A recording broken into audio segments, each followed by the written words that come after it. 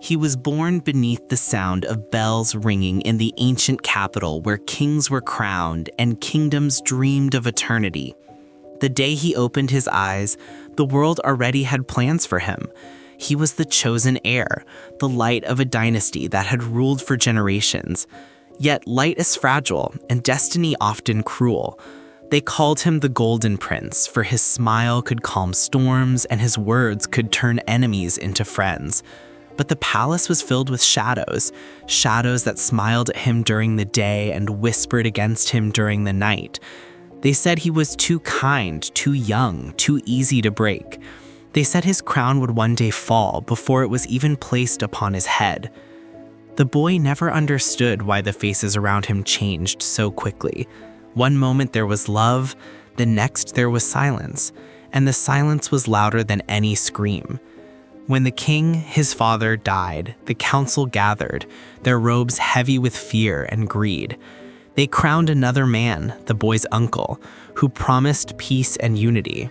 But peace is just another word for power, and unity is often written in the blood of the innocent. The prince was told his father had wished for him to study far away, in a quiet place, away from the noise of the court.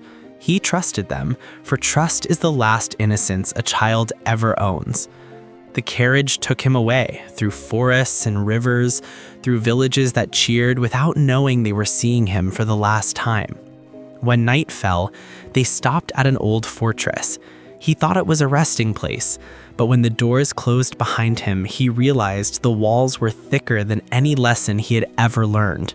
The air was cold, the light gone, and the guards did not bow. They pushed him into a room made of stone and left without a word. That night, he cried, not because he was afraid, but because he could not understand what sin he had committed to deserve darkness. Days turned to weeks, weeks to years, and the boy grew, but the walls did not change. They remained silent witnesses to his transformation. He scratched lines into the stone to remember the days. He marked birthdays and seasons, though he could no longer see the sun. He learned the language of echoes. His own voice bouncing back to him became his only companion. He would whisper stories his mother once told, tales of kings and oceans and freedom.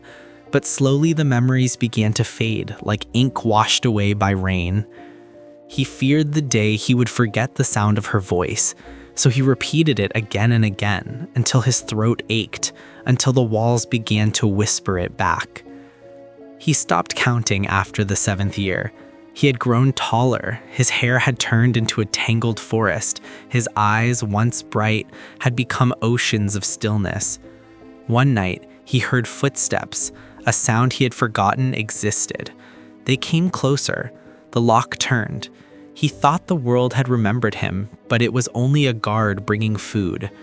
He looked at the man and asked, "What day is it?"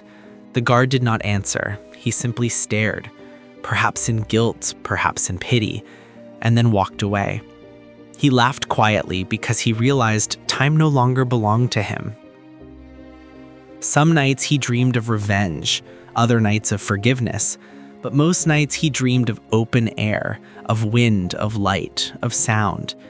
He imagined birds and rivers and leaves moving like whispers of a world he once knew.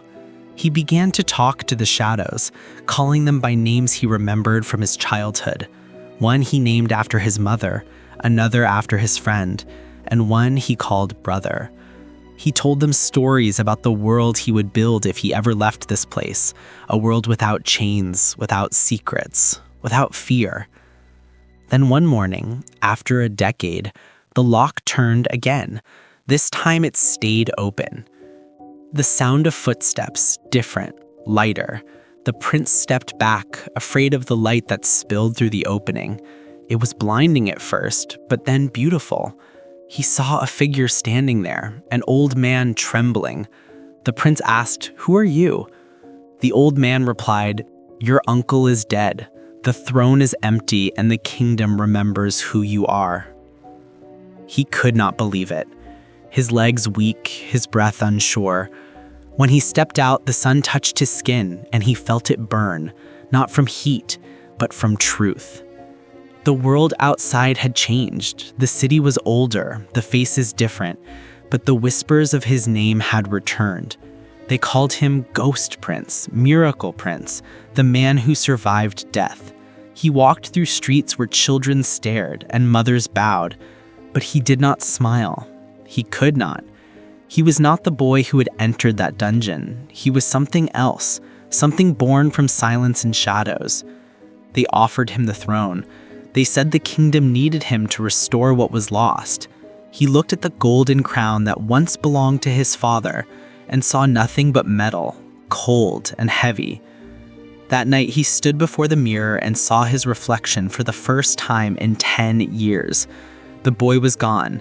In his place stood a stranger with eyes that had seen too much. He whispered to the mirror, "I forgive you." But the mirror did not answer. The next morning they gathered in the great hall, nobles, soldiers, servants, all waiting for the return of their prince. He walked slowly through them, every eye upon him, every breath held.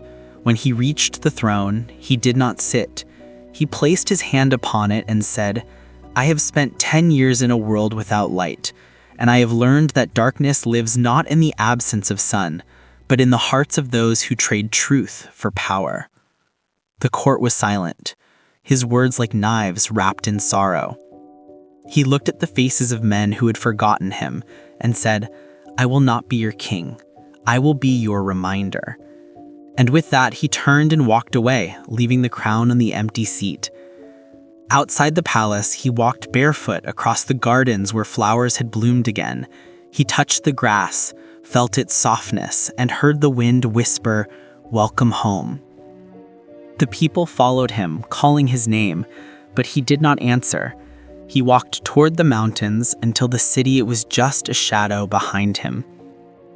Years later, they say a hermit lived near the northern cliffs, a man who healed the sick and spoke little. They say he had the eyes of a prince and the hands of a saint. Some say he was the same man who once could have ruled an empire. Others say he died in that dungeon and what walked out was his ghost. Whatever truth lives between those stories, it remains that kingdoms fall and rise, but the silence of a forgotten soul can echo longer than any crown. Some nights, travelers hear a voice carried by the wind, a voice calm and steady like water. It speaks of betrayal and forgiveness, of love and loss. They say if you listen long enough, you can hear the end of the tale. The boy who was locked away learned the greatest secret of all, that freedom does not begin when the doors open.